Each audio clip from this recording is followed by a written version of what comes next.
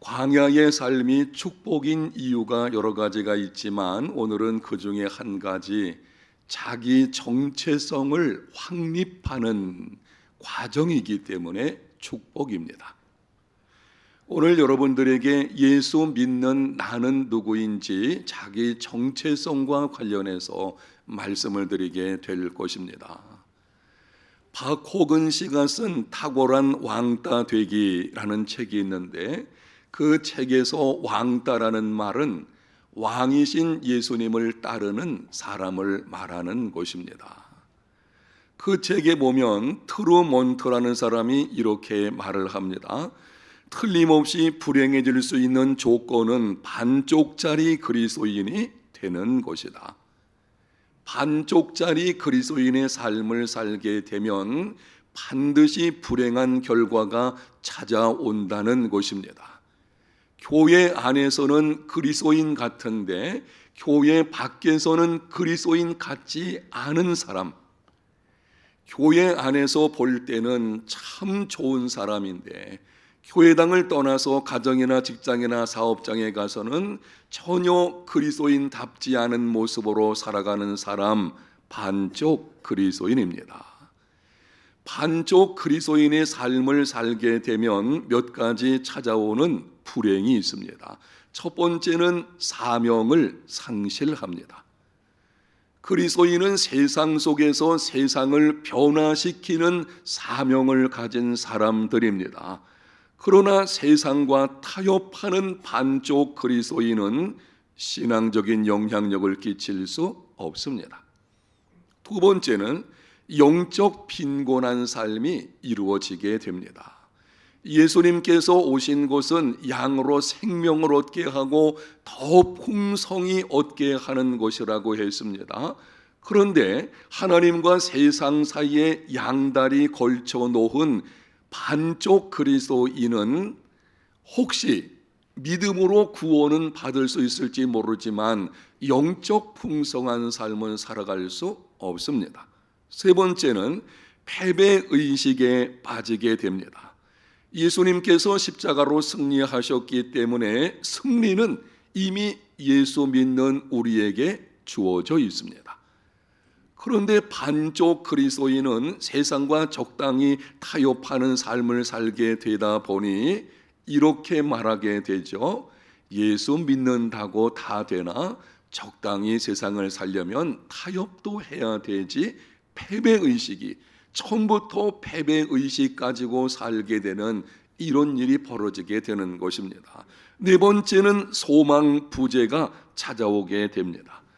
고난이 없는 인생은 없습니다. 예수님 잘 믿는 사람도 고난을 당하게 됩니다.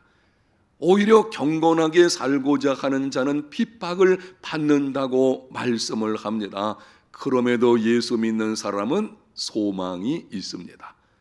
모든 것을 하나님이 합력해서 선을 이루어 주신다는 소망, 장차 들어갈 영원한 나라가 있다는 소망, 그리고 그 나라에서 받게 되는 상급이 있다는 소망이 있습니다. 그 소망이 모든 것을 견디게 하고 이기게 합니다.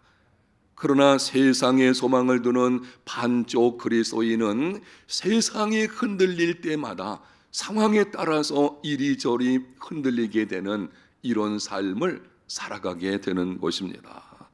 여러분, 많은 사람이 반쪽짜리 그리스도인으로 살아가는 이유가 무엇입니까?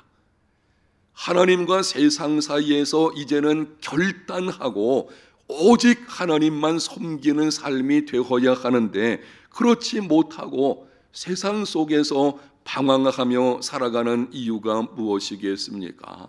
중요한 이유들 중에 하나는 그리스도인으로서 자기 정체성을 알지 못하기 때문입니다. 예수 믿는 나는 누구인지 알지 못하는 것입니다.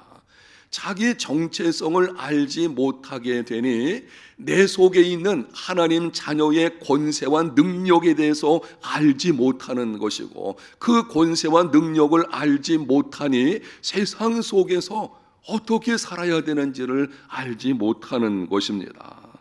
결국에는 무기력한 그리스도인의 삶을 살게 됩니다. 정체성 확립이 삶의 방향과 모습을 결정합니다. 이 말씀을 여러분이 놓치지 마십시오. 정체성 확립이 삶의 방향과 모습을 결정합니다.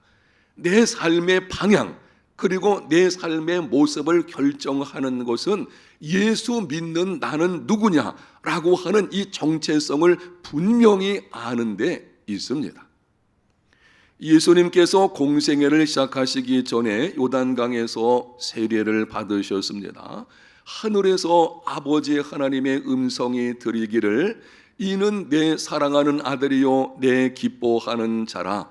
예수님은 자신이 하나님의 아들이요 하나님의 기뻐하는 자라는 분명한 정체성을 가지고 공생애를 시작하셨습니다.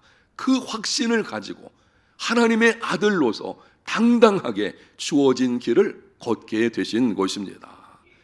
광야의 삶에서 그리스도인으로서의 바른 삶의 방향을 잡고 당당하게 살아가려면 분명한 정체성을 가져야 합니다. 예수 믿는 나는 누구인지를 분명히 알아야 합니다. 오늘 본문 앞부분 출애굽기 32장을 보게 되면 모세가 산에 올라가서 내려옴이 더디게 되어지자 이스라엘 백성들이 기다리다 지쳤는지 금송아지 우상을 만들어서 섬기게 되었습니다. 하나님께서 진노하시게 되었고 그들을 진멸하시고려고 했습니다. 그때 모세가 위대한 중보 기도를 하게 되었고 기도를 들으신 하나님께서 뜻을 돌이키셔서 그들을 살려주셨습니다. 그리고 이렇게 말씀을 하셨습니다. 본문 1절을 봅니다. 너는 내가 애굽 땅에서 인도하여 낸 백성과 함께 여기를 떠나서 내가 아브라함과 이삭과 야곱에게 맹세하여 네 자손에게 주기로 한 그 땅으로 올라가라. 하나님께서 모세에게 이스라엘 백성들을 내가 애굽 땅에서 인도하여 낸 백성이라고 말씀을 합니다. 일전에 십계명을 받기 위해서 산에 오르려고 할 때 그리고 하나님께서 이 10가지 계명과 성소를 주시면서는 이렇게 말씀을 하셨습니다. 나는 너를 애굽 땅 종되었던 집에서 인도하여 낸 내 하나님 여호와라. 지금 말씀드린 것을 여러분에게 영상에 띄워드릴 테니까 비교해서 한번 보십시오. 하나님께서 일전에 말씀하시기를 너를 애굽 땅 종되었던 집에서 인도하여 낸 내 하나님 여호와, 하나님 백성이라는 뜻입니다. 너희들을 인도해낸 것은 나야. 그러므로 너희들은 내 백성이야. 이렇게 말씀하시는 거예요. 그런데 지금은 이렇게 말씀을 하십니다. 내가 애굽 땅에서 인도하여 낸 백성, 내가 인도한 너의 백성이야. 이렇게 모세에게 말씀을 하시는 것입니다. 이전에는 하나님의 백성이라고 지칭을 하셨는데 이제는 모세의 백성이라고 말씀을 하십니다. 이런 뜻이죠. 너희들은 내 백성이 하냐. 정체성을 언급하시는 것입니다. 금송아지 우상을 섬기는 이스라엘 백성들에게 하나님께서 정체성을 언급하시는 이유가 무엇입니까? 타락의 원인이 자기 정체성에 대한 무지함 때문이라는 것입니다. 하나님의 백성으로서의 자기 정체성을 알지 못하게 되니 어떻게 살아야 되는지를 알지 못하는 것입니다. 결국은 이전에 애굽에서 섬겼던 그 우상들을 따르는, 그리고 세상의 타락한 문화에 물들어 가지고 그것을 쫓는 삶이 이루어지고 있는 것입니다. 여러분, 하나님께서 가장 싫어하시는 것이 우상 숭배입니다. 오늘날도 금송아지 우상을 섬기는 사람들이 있는 것을 보게 되는데요, 황금 만능주의, 배금주의를 쫓는 사람들입니다. 재물을 지나치게 숭배하며 모든 판단 기준을 재물에 두고 그것에 집착하는 경향이나 태도를 보이는 사람들, 국어사전을 보게 되면 이런 사람들을 배금주의라고 하게 되는데요, 이 백음주의를 쫓는 사람들, 금송아지 우상을 섬기는 사람들은 이렇게 말을 합니다. 성경 구절을 가지고 바꿔서 말을 하게 되는데요. 돈은 나의 목자시니 내게 부족함이 없으리로다. 나의 힘이 되신 돈이시요 내가 돈을 사랑하나이다. 또 돈을 기뻐하라. 돈이 내 마음의 소원을 이루어 주시리로다. 돈이 길이요 돈이 진리요 돈이 생명이니라. 돈을 가까이 함이 내게 복이라. 하나님이 있어야 할 곳에 돈이 있는 것입니다. 하나님께서 마땅히 받으셔야 될 것을 돈이 받게 만드는 것, 바로 이것이 백음주의인 것이고요. 이렇게 살게 되면 하나님께서 말씀을 하십니다. 너 내 백성 아니야. 하나님의 백성의 신분은 가지고 있다고 해도 하나님 말씀은 이것이죠. 너는 내 백성답게 살고 있지 않구나. 어떻게 네가 내 백성이라고 할 수 있겠냐. 여러분은 어떻습니까? 내가 지금 금송아지 우상을 섬기고 있는지, 황금 만능주의, 백음주의를 따르고 있는지를 알아볼 수 있는 방법이 한 가지가 있는데요. 지금 제가 말씀드리는 질문에 정직하게 대답을 해 보십시오. 여러분은 인생에서 중요한 결정을 내리려고 할 때에 누가 내리게 합니까? 하나님이 내리시게 합니까? 아니면 돈이 내리게 합니까? 결혼, 취업, 진학, 여러 가지 많은 인생의 중요한 결정들이 있을 것입니다. 그 결정들을 내릴 때에 돈이 내리게 하고 있다면 인정하기 싫어도 나는 백음주의 우상을 숭배하고 있는 것입니다. 왜 그런 일이 벌어지는 것인가요? 많은 그리스도인들이 하나님 대신에 하나님의 위치에 돈을 올려놓는 경우들이 있어요. 이렇게 되는 가장 중요한 이유 가운데 한 가지는 자기 정체성을 알지 못하는 것입니다. 예수 믿는 내가 누구인지를 분명히 알아야 되는데 그것을 알지 못하니 그냥 세상의 타락한 가치관에 휩쓸려서 이리저리 다니는, 그리고 그것을 마치 정상적인 삶인 것처럼 생각하는 경우도 있는 것을 보게 됩니다. 예수님 믿는 나는 누구인지를 분명히 알고 오직 하나님만 섬기는 금년 한 해 평생의 삶이 되시기를 축복합니다. 여러분 이렇게 하십시오. 오늘 새벽도 한번 결단하시기를, 이제부터 나는 인생의 중요한 결정을 내리려고 할 때에 하나님이 내리시게 하리라. 아멘. 이 결심이 있어야 돼요.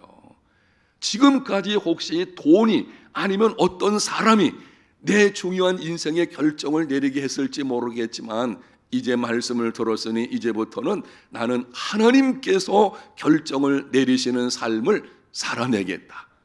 충분히 기도하고 하나님의 뜻을 구하는 믿음의 삶이 되시기를 바랍니다. 이렇게 하나님 백성으로서의 자기 정체성을 알지 못하고 금송아지 우상을 섬긴 이스라엘 백성들에게 어떤 결과가 찾아오게 되었는지 본문 2절과 3절입니다. 영상에 있는 말씀을 한번 같이 읽어보겠습니다. 내가 사자를 너보다 앞서 보내어 가나안 사람과 아모리 사람과 헷 사람과 브리스 사람과 히위 사람과 여부스 사람을 쫓아내고 너희를 젖과 꿀이 흐르는 땅에 이르게 하려니와 나는 너희와 함께 올라가지 아니하리니 너희는 목이 곧은 백성인즉 내가 길에서 너희를 진멸할까 염려함이니라 하시니.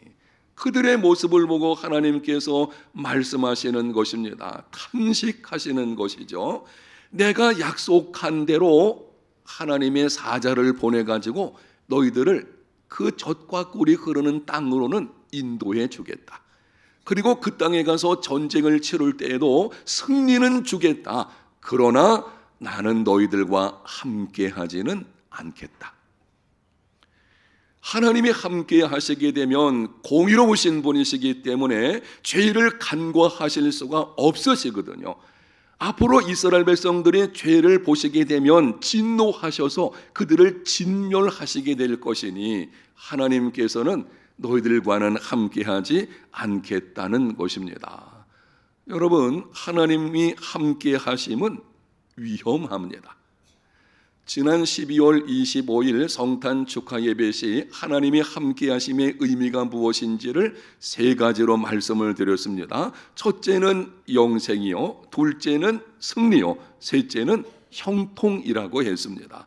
그런데 하나님께서 이 놀라운 복을 우리에게 약속을 하셨지만 그 약속을 받기까지 쉬운 길을 약속하지는 않으셨습니다. 그래서 하나님이 함께 하심은 위험합니다. 하나님이 함께 하시게 되면 당신의 자녀들이 죄를 지을 때에 가만두지 않으십니다. 찾아오셔서 엄히 징계하십니다. 하나님이 함께 하시면 당신의 자녀들이 세상 속에서 세상을 변화시키는 강한 사람이 되게 하시려고 지름길이 있음에도 광야 길로 돌려서 인도하십니다.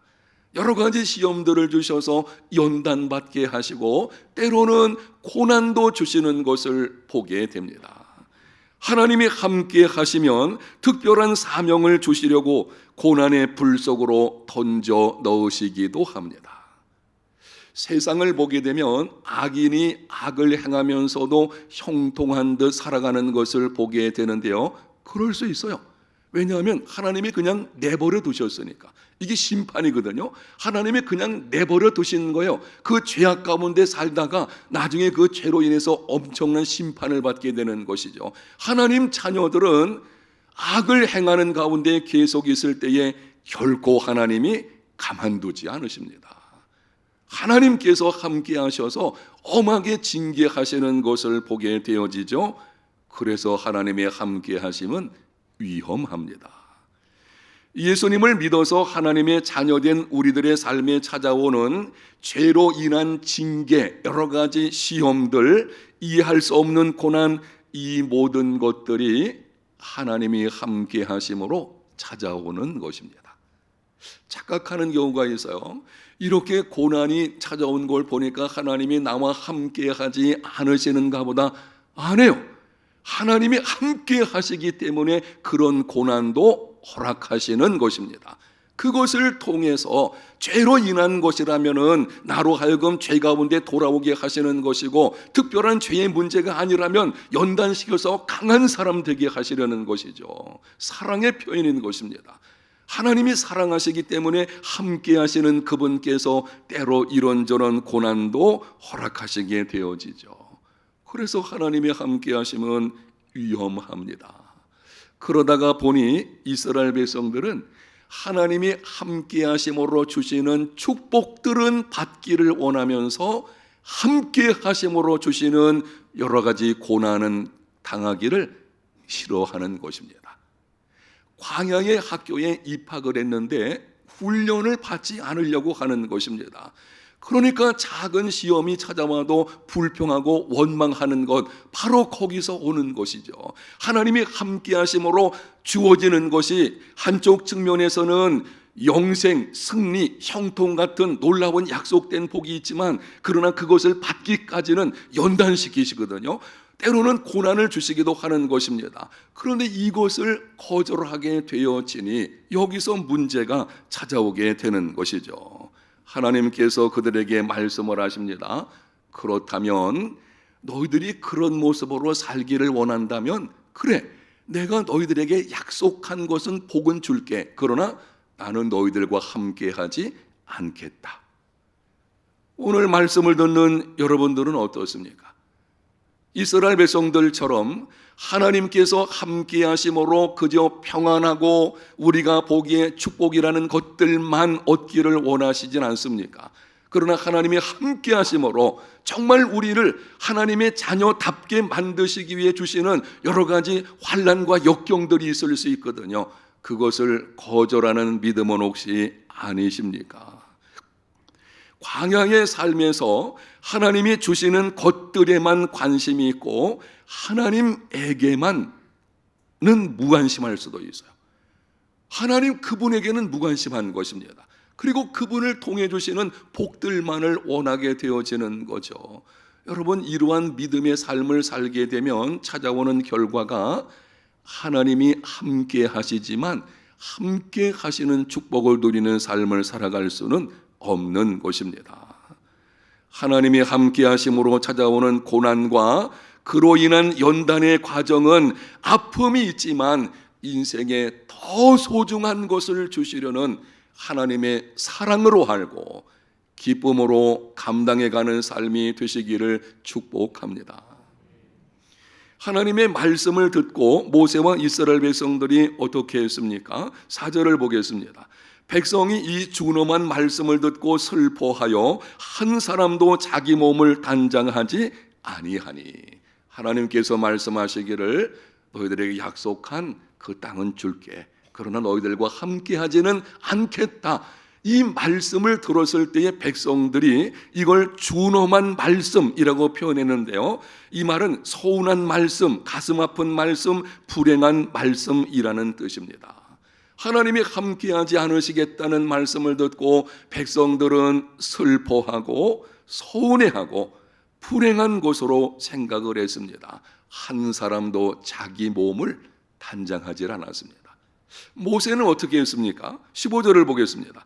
모세가 여호와께 아뢰되 주께서 친히 가지 아니하시려거든 우리를 이곳에서 올려 보내지 마옵소서. 이렇게 말하는 것입니다. 하나님, 우리와 함께 가지 않으시려거든 그냥 우리 여기서 죽겠습니다. 하나님이 함께 가지 않으시면 우리가 광야길을 끝까지 갈 이유도 없을 것이고 그냥 광야에서 죽는 것이 낫겠습니다. 여기서 우리가 질문을 하게 됩니다. 아니, 하나님께서 약속하신 복을 받으면 될 것이지 왜 하나님이 함께 하지 않으시겠다는 것에서 서운해하고 불행한 것으로 생각하고 몸을 단장하지 아니하고 광야에서 죽겠다고 말을 하는 것일까요? 그 이유를 16절에서 말씀을 합니다. 16절 말씀을 한번 다 같이 더 읽어보겠습니다. 나와 주의 백성이 주의 목전에 은총을 입은 줄을 무엇으로 알리까? 주께서 우리와 함께 행하심으로 나와 주의 백성을 천하 만민 중에서 구별하심이 아니니까. 이 모세의 고백이 아주 중요한 말씀입니다. 정체성에 관련해서 이 모세가 놀라운 고백을 여기 하고 있는데 제가 다시 한번 읽을 때에 여러분이 의미를 생각하면서 들어보십시오. 나와 주의 백성이 주의 목전에 은총을 입은 줄을 무엇으로 알리까? 주께서 우리와 함께 행하심으로 나와 주의 백성을 천하 만민 중에 구별하심이 아니니까. 하나님이 함께 하심이 하나님의 은총을 입은 자요 천하 만민 중에 구별된 자임을 보여주는 것이라고 고백하는 것이죠. 이런 것입니다. 하나님의 은총을 받았다는 것, 그리고 우리가 하나님의 백성이라는 증거가 뭐가 있겠습니까? 그것은 우리와 함께 하심이 아닙니까? 이 말은 바꿔 말하면 하나님이 함께 하지 않으신다면 하나님 백성이 아니라는 뜻입니다.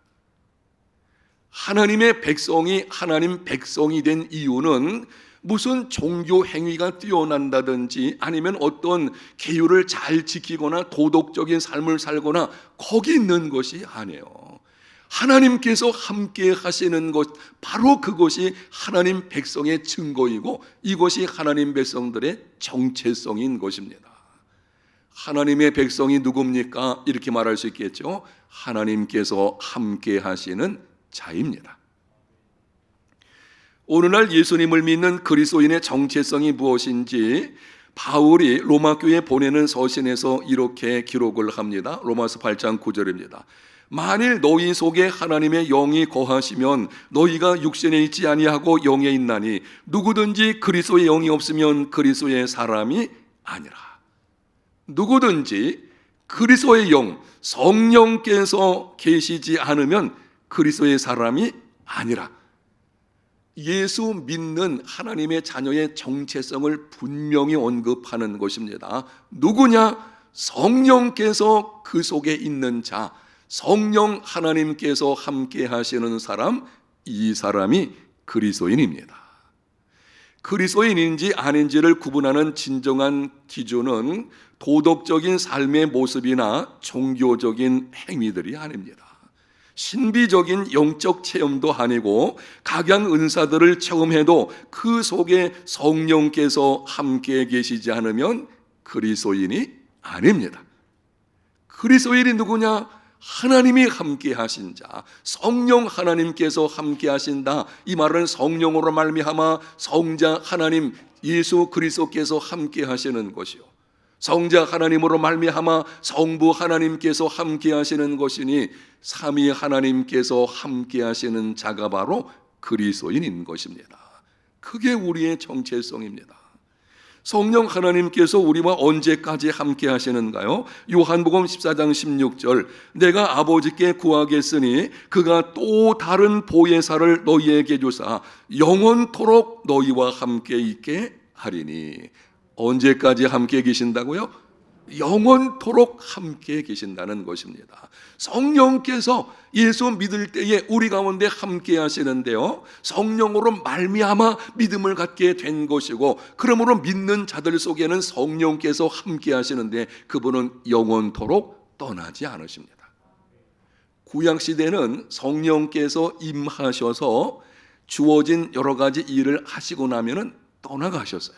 그러나 신약시대에 살아가는 우리 모두는 예수님 믿는 사람들에게는 영원토록 성령께서 함께 하십니다.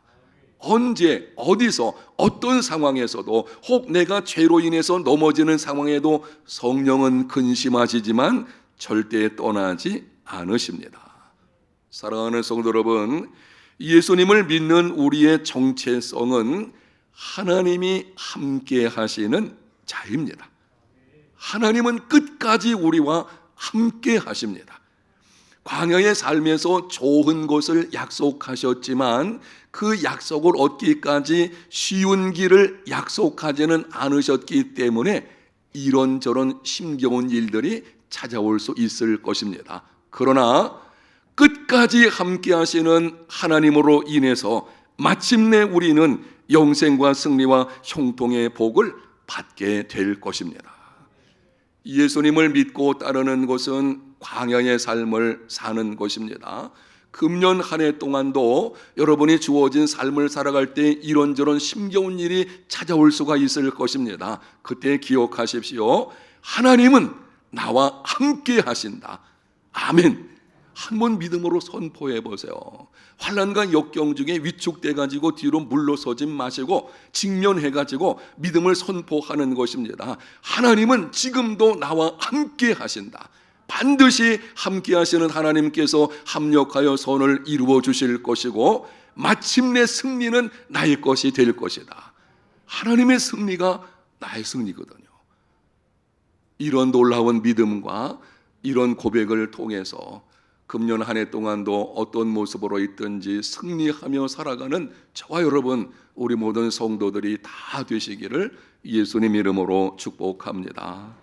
하나님 감사합니다. 오늘 말씀을 통해서 하나님께서 끝까지 우리와 함께 하신다는 것, 때로는 광야의 삶 가운데서 이런저런 힘겨운 일이 있다고 할지라도 마침내 함께 하시는 하나님으로 인해서 승리할 것을 믿는 믿음으로 견디고 이겨내며 승리할 수 있는 하나님의 자녀들 다 되게 하여 주옵소서.